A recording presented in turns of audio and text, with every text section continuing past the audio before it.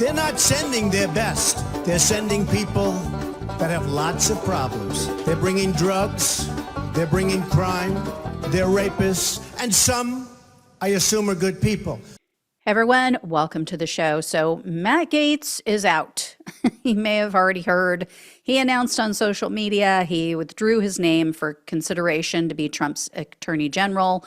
This is obviously because of the fact that the heat kept getting turned up on him about the, allegations against him, the sexual allegations especially. And I would venture a guess Gaetz probably spoke with Trump, and they probably didn't want Trump to seem weak by pulling the nomination. So I would think, Gaetz probably said, okay, I'll take the bullet. I'll be the one to back down. So here's what has led to this withdrawal, what transpired over the last 24 hours. And then I'm going to explain why I believe that Democrats should not back down on this, that they should continue to press and ask for more details and get this report in their hands. As you guys may have already heard, the House Ethics Committee, they took a vote. This was on yesterday, Wednesday. They took a vote. They ended up with a tie about whether or not to release the report about their findings regarding Gaetz. So the vote was split evenly along party lines, as typical, but Democrats were still planning to force a full House vote. And even though they're in the minority, Gaetz has burned a lot of bridges. He's burned a lot of Republican bridges when he was in Congress. So there's still a lot of Republicans who are pissed off at him because he really was the architect of, getting Kevin McCarthy out. He was the Speaker of the House, for those who don't know. He really was the one who spearheaded that, whole move to get Kevin McCarthy out of Congress, or at least out of the speakership. Also, we have to remember, there are a lot of Republicans who represent purple districts or swing districts. So, some of them may be up for re-election in 2026. They're going to be hard pressed to say no, to vote against the release of this report. And Democrats wouldn't need that many Republicans to cross the party lines, because the GOP, as you guys know, has a very tiny majority. Especially now with Gaetz out, it got even smaller. And new details kept coming out. So new details have emerged about his alleged actions and alleged crimes. So before I jump into that, though, I was thinking about something, and I would like to ask any MAGA people who might be hate watching, or if you're a Democrat, you might want to ask the MAGA people in your life this question and see how they respond. If these allegations are completely false, why hasn't Gaetz sued? Why hasn't he sued any of the people who have accused him, sued them for defamation? I mean, are we to believe that Gaetz, of all people, would back down? He is a licensed attorney. He is one of the most pompous, loudmouth, frat boy bullies ever to walk the earth. That guy wouldn't sue them. He wouldn't slap these women and his former friend Joel Greenberg with a lawsuit, right? I mean, maybe he will now. Maybe now that it cost him this AG job, but then again, he'd have to comply with discovery. He would have to testify under oath. So, the jurors are going to see the content on his devices, on his phone, in the cloud. They're going to see his text messages. Yeah. So anyway, new details, like I said, have come out. According to an attorney who I've mentioned in the last few days, Joel Lepard, his two female clients turned over photos to the House Ethics Committee. And the photos included the 2019 trip that they took with Gaetz to New York. I mentioned that trip the other day, and how the women claimed Gaetz paid them for sex while they were on that trip. Gaetz also allegedly paid for their flights to New York. So, these are things that are easily verified. You can easily find out.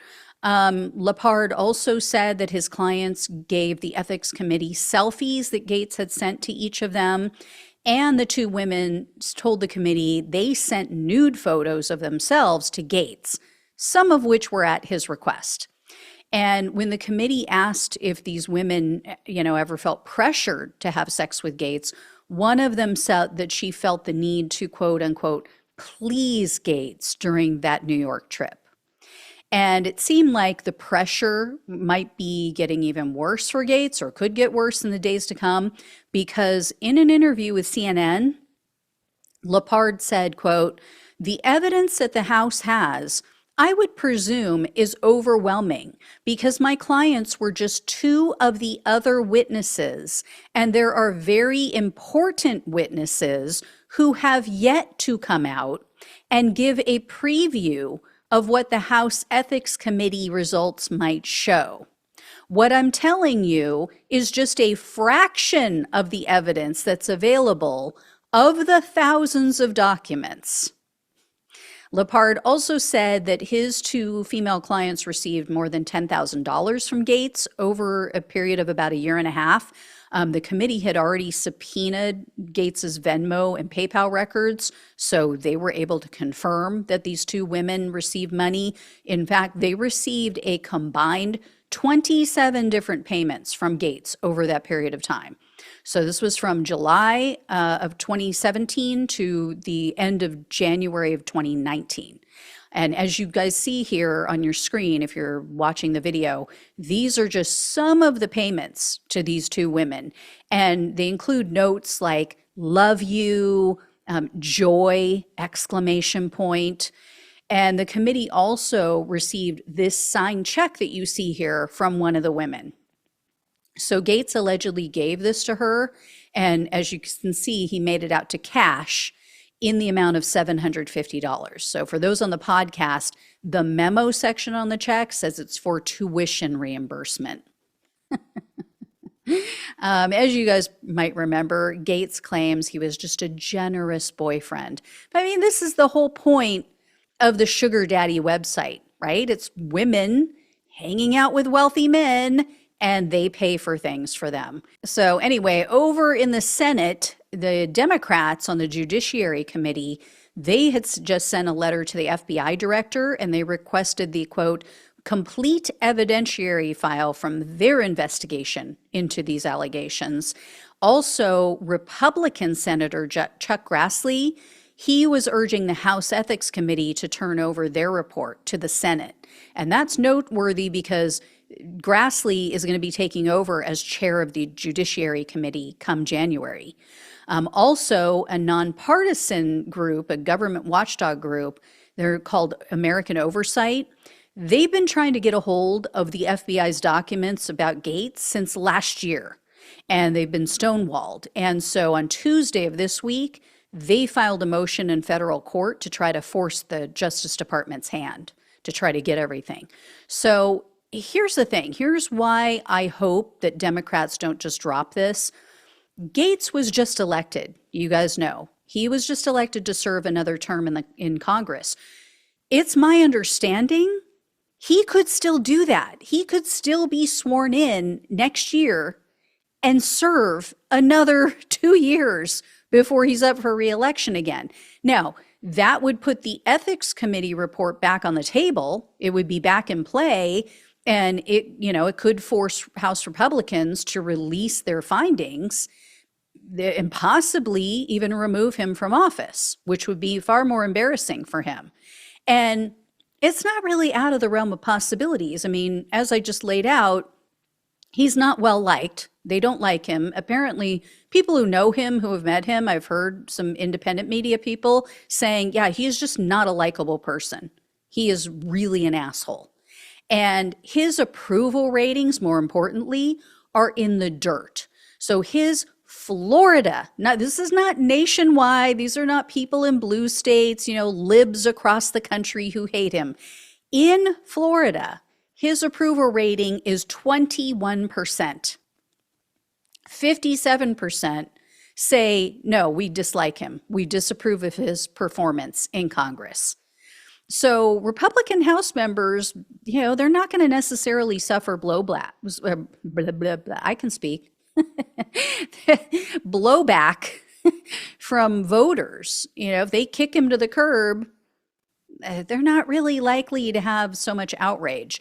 And here's another reason why I hope Democrats continue to press this. Check out this graphic. This was provided to Congress from the FBI's investigation into Gaetz. For those on the podcast, it shows this huge web of people and the trail of payments going to all of these women, not just from Gaetz, though. There were other men who were involved. So you see one, shows Gaetz, one shows Joel Greenberg, his friend, but I count a total of another 10 men, not including Gaetz and Greenberg. The New York Times has blacked out their names and all their faces. I would like to know who these people are. Wouldn't you? Like, how many of them are, say, elected officials? How many are maybe married elected officials paying young women for sex? And again, as I said the other day, this is one of the reasons, could be, why the DOJ may have declined to prosecute. Because it wasn't just about Gaetz, right? It's about all the skeletons that would have come crashing out of the closet. Anyway, if I hear any more, I'll let you know. But yeah, hopefully we're done with him. Hopefully he does not come back to the House. Hopefully, Trump will just stick him in his administration somewhere, and we won't have to see or hear from him. If only. All right. Thank you all so much for watching and listening. Please like, please share, and subscribe. Please donate if you can. Love you all. Take care. Talk with you soon.